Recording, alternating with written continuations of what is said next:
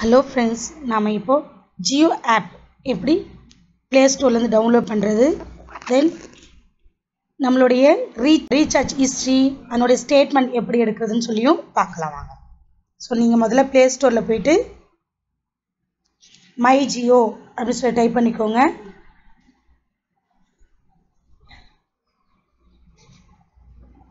Next my Jio for every thing இருக்கு இல்லையா, அதை இன்ஸ்டால் கொடுங்க.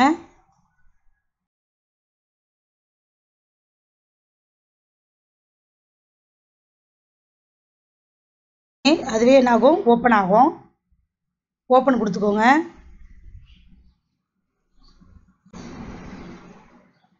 நெக்ஸ்ட்டு நீங்கள் எந்த ஜியோ நம்பர் யூஸ் பண்ணிக்கிறீங்களோ அந்த நம்பரை நீங்கள் டைப் பண்ணிக்கோங்க இங்கே.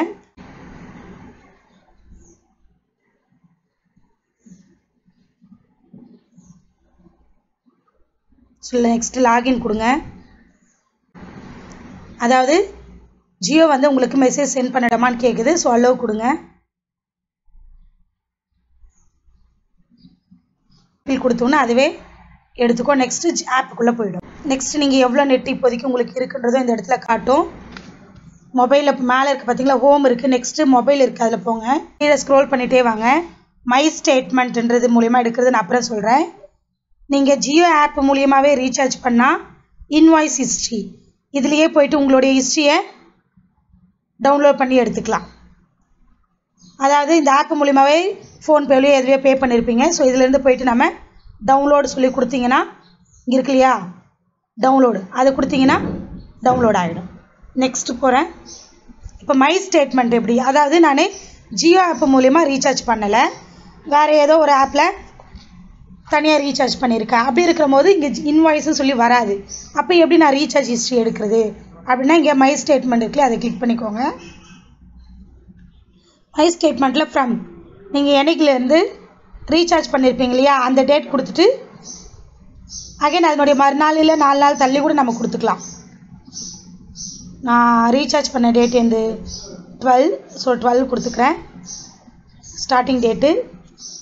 ஸோ ஃபினிஷிங் டேட்டு நீங்கள் 13, 14 என்ன வேணால் கொடுத்துக்கலாம். அது பிஃபோர் இன்றைக்கி என்ன டேட்டோ அதுக்கு முந்தின நாள் வரைக்கும் நம்ம கொடுத்துக்கலாம்.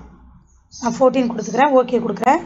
நெக்ஸ்ட்டு டவுன்லோட் ஸ்டேட்மெண்ட் இருக்கு இல்லையா, அதை கிளிக் பண்ணிக்கோங்க.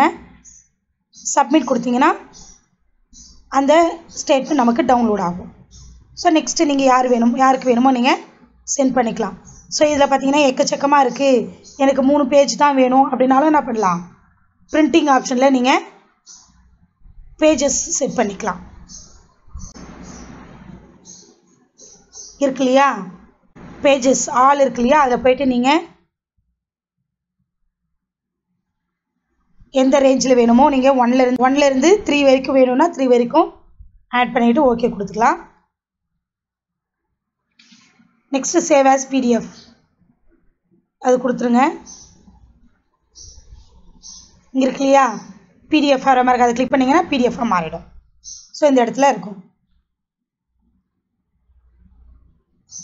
இந்த வீடியோ உங்களுக்கு ரொம்பவே யூஸ்ஃபுல்லாக இருந்திருக்கும். Thank you friends.